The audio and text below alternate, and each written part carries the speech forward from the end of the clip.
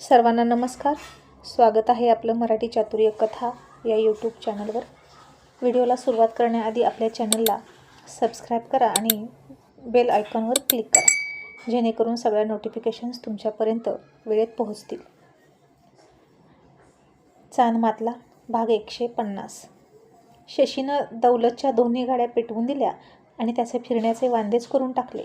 आणि दौलत आता चिडला आणि पुन्हा उठला आणि म्हणाला, आबा, आता मी त्याला सोडणार नाही. त्याला आणि त्याच्या घराला आत्ता जित्ता पुरणार. एक हाड पण त्याचं सापडणार नाही असा गायब करतो त्याला.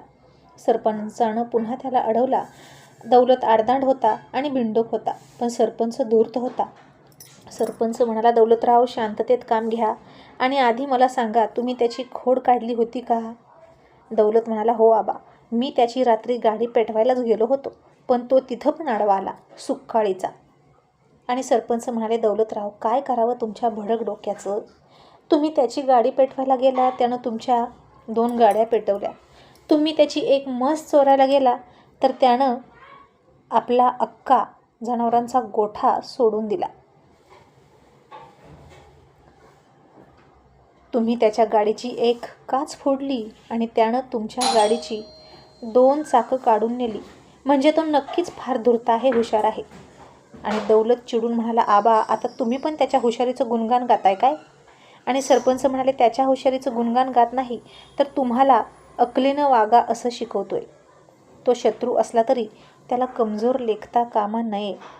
त्याच्या ताकदीचा आधी अंदाज घ्या आणि मग वार करा, नाहीतर उगीचच आंधळेपणानं वार करून तुमचा वेळ शक्ती दोन्ही वाया जाणार नाही. आणि दौलत म्हणाला, आबा, मग आता काय करू, तुम्हीच सांगा.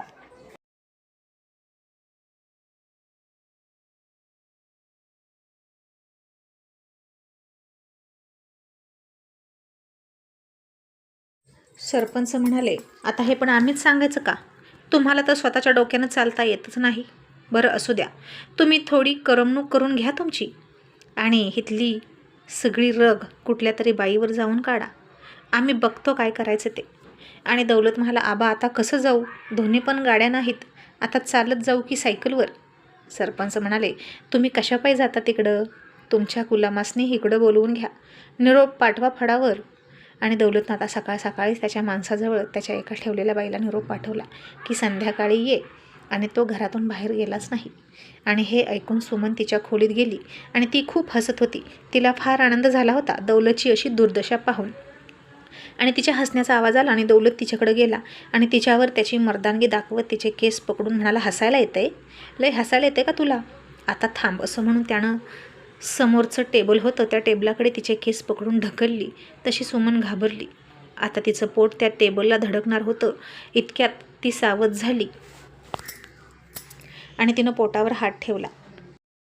आता तिच्या पोटाला लागलं नाही आणि दौलत तिला म्हणाला, चल हात जोड, माझ्यासमोर हात जोड. आणि सुमनला वाटलं आता त्याचं नाही ऐकलं तर तो काय करेल कुणास ठाऊक. खाली पाडून लाता वगैरे घातल्या तर तिचं काही खरं नव्हतं आणि तिच्या बाळाचं सुद्धा. म्हणून सुमननं आता त्याच्यासमोर हात जोडले.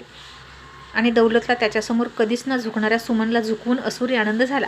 पण पुढच्या क्षणी सुमनने ते हात सोडले आणि रागाने त्याच्या अंगावर थुंकली आणि म्हणाली, माझ्यावर मर्दानगी दाखवता का? खरी मर्दानगी दाखवायची असेल तर जा आणि त्याच्याशी लढा आणि घ्या तुमचा बदला. मी काय केलंय तुम्हाला?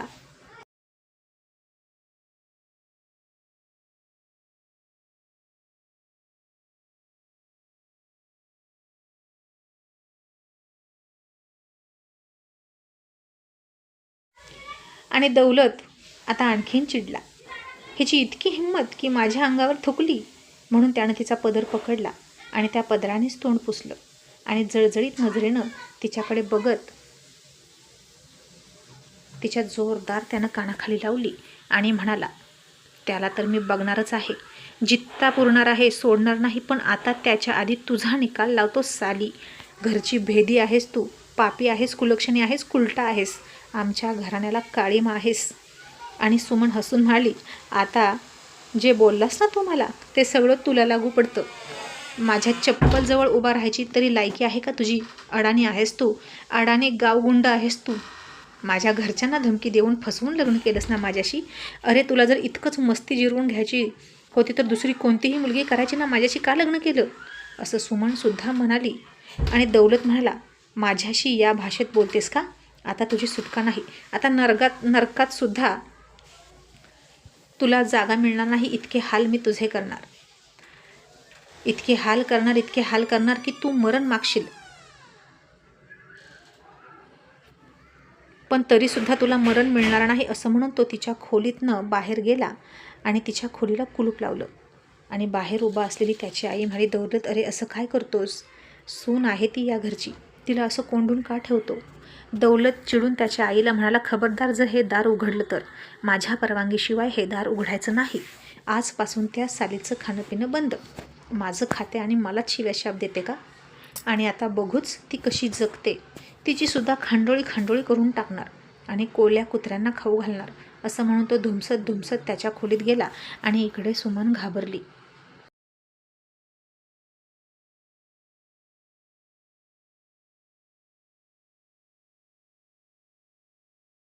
आणि आता इथून आपली सुटका कधीच होणार नाही असं तिला वाटलं.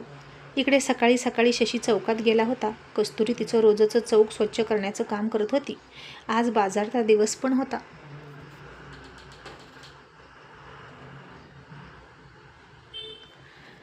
आणि घटस्थापनासुद्धा होती, त्यामुळे इतर गावावरून विकायला येणारे विक्रेते लवकर आले होते आणि आपलं दुकान लावत होते नेहमीप्रमाणे.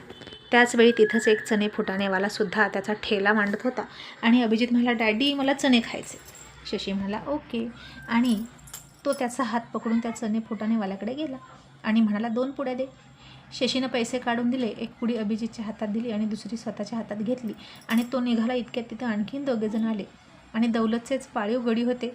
आणि त्या चणे फुटाणेवाल्याला म्हणाले, चल 2 पुड्या काढ. आणि तो मला, नाही मी नाही देणार, तुम्ही मागची उधारी दिली नाही अजून, आधी ती द्या आणि मगच मी तुम्हाला चणे फुटाणे देणार.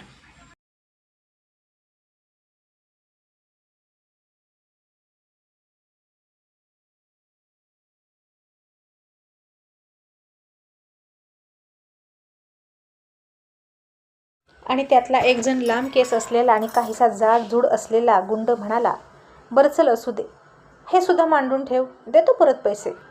आणि तो ठेलावाला म्हणाला, नाही तुम्ही कधीच उधारी देणार नाही, आता मला तुम्हाला द्यायचीच नाहीत माझे चणे. आणि दुसरा म्हणाला, माज आलाय का तुला, या गावात तुला पाऊल ठेवू देणार नाही, असं समज की या गावात याचा कर भरतोस तू, चल दे. तो चणेवाला म्हणाला, पण मी तर पावती फाडतो ग्रामपंचायतकडे, मग तुम्हाला दुसरा कुठला कर द्यायचा. आणि ते म्हणाले, सरपंचाचा कर. आता देतोस गुपचूप की देऊ एक थोबाडीत. आणि तुझं सगळंच्या सगळं हे गबाळ आहे ना, ते उचलून फेकून दे आणि माकडांना खाऊ घालेल. मग कशाचे पैसे मागशील, बोल देतोस की नाही. असं म्हणून त्या चण्या फुटाण्यावर हात मारून खायला सुरुवात केली. आणि तो चणावाला म्हणाला, मी देणारच नाही, तुम्ही काही पण करा. आणि त्या जाड्या गुंडानं त्याच्या कानाखाली मारली. तो बिचारा पडला. आणि दुसऱ्या गुंडानं ते सगळं त्याचं साहित्य उचललं आणि चालायला लागला. आणि अचानक चालताच तो जागेवर थांबला. आणि त्याला एक पाऊलही पुढं सरकता येईना. मागचा पाय पुढे उचलून त्यानं टाकण्यासाठी जो हवेत पकडला होता तो तसाच हवेत होता. आणि त्याला पुढे जाता येईना, कारण त्याला पाठीमागून कोणीतरी पकडला होता. आणि तो होता शशी. शशीनं पाठीमागून त्याची कॉलर पकडली होती आणि त्याला अडवला. आणि शशीनं त्याच्या हातातली शेंगदाण्याची पुडी अभिजितच्या हातात दिली आणि म्हणाला, बेटा हे जरा पकड. आणि मग शशी त्याला म्हणाला, हे सगळं होतं तिथं ठेव, का उगीच गरिबाला त्रास देतो, तो कष्ट करून खातोय आणि तुम्ही गुंडगिरी करून खाताय का, हिंमत असेल तर कष्ट करून खा. आणि तो जाडा गुंड म्हणाला, तू गप्प बस, तुझा काय संबंध आहे इथं. आणि शशी म्हणाला, जिथे जिथे अन्याय होईल तिथं मला माझा संबंध जोडावाच लागतो. यदा यदा हि धर्मस्य ग्लानिर्भवती भारत अभ्युत्थान अधर्मस्य तदात्मात्म सुजान्मेह. असं म्हणून शशी म्हणाला, याचा अर्थ माहीत आहे ना तुम्हाला. नसेलच माहीत, तुमच्यासारख्या अडाणी ठोकळ्यांना कुठे काय माहीत असतं. गुंडगिरी करायची आणि लुबडून खायचं तुम्हाला इतकंच कळतं. पण मी आहे ना, माझं कामच आहे तुम्हाला धर्म शिकवणं. आणि चला मी सांगतो त्याचा अर्थ काय होतो. तर त्याचा अर्थ असा होतो की जेव्हा जेव्हा धर्माचा नाश होतो, ऱ्हास होतो आणि अधर्माची वाढ होते, तेव्हा तेव्हा मी स्वतःला निर्माण करतो, अवतार घेतो आणि तुमचं वाढलेलं पाप नष्ट करण्यासाठीच आणि तुमच्यासारख्या गुंडांना धर्म शिकवण्यासाठीच मी आलो आहे, असं म्हणून शशीनं त्याच्या हातातून ते सगळं घेतलं, त्या ठेलेवाल्याला परत दिलं आणि बाजारात वसुली उकळायला आलेल्या त्या 2 गुंडांची पुन्हा धुलाई केली आणि पुन्हा हात झटकून फुटाणे खात बसला. आणि त्याच्या मदतीला आणखीन गुंड धावून आले. ते तिथेच होते आणि पाठीमागून ते शशीवर वार करणार इतक्यात अभिजित म्हणाला, डॅडी सांभाळून, ते बॅड अंकल आले.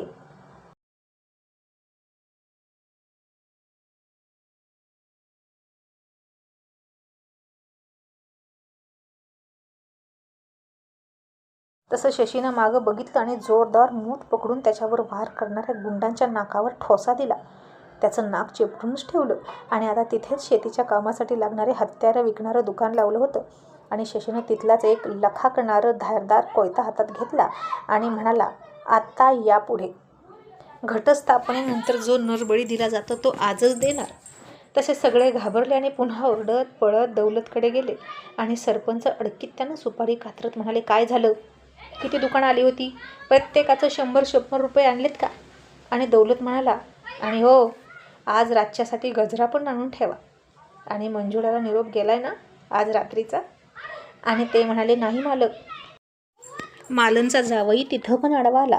त्यानं वसुली तर करू दिलीच नाही, पण साधं चणं पोठानं पण खाऊ दिलं नाहीत. आणि पुन्हा दौलत चिडला आणि म्हणाला, आबा, अजून पण आम्ही गप्प बसायचं आहे का? सरपंच अजूनही म्हणाले, शांतच घ्या दौलतराव, शांत घ्या. जितकं शांतीत घ्याल तितका धमाका मोठा कराल आणि आता त्याची घटका भरायची वेळ आली म्हणायचं.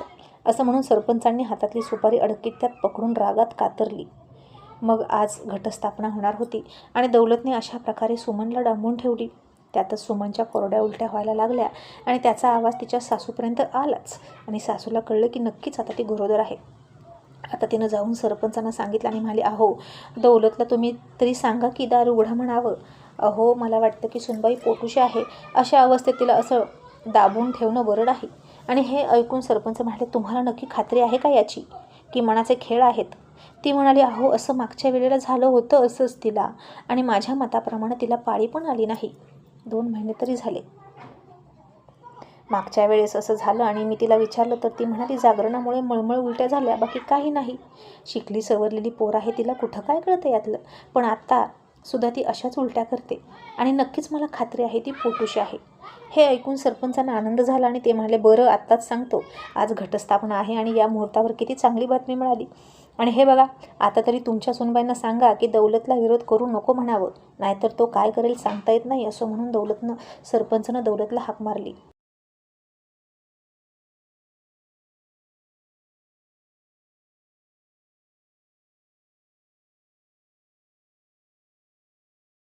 दौलत आला तसाच रागात आणि म्हणाला, काय झालं आबा, तुम्ही का बोलवलं?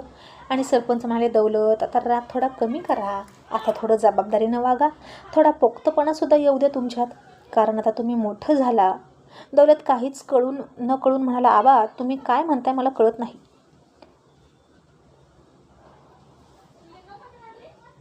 आम्ही आता मोठे झालो का? अहो, मोठं झालो त्याला कितीतरी वर्ष झाली की, आणि कितीतरी बाया आम्ही चव घेऊन सोडल्या की, आणि तीच आमच्या मर्दानगीची खरी ओळख. आणि सरपंच म्हणाले, चूक. ती तुमच्या मर्दानगीची खरी ओळख नाही, तर तुमच्या मर्दानगीची खरी ओळख आज पटली आम्हाला, तीही आत्ता. सुनबाई पोटुशी आहेत. दौलतराव, आज चांगल्या मुहूर्तावर तुम्ही आनंदाची बातमी दिली.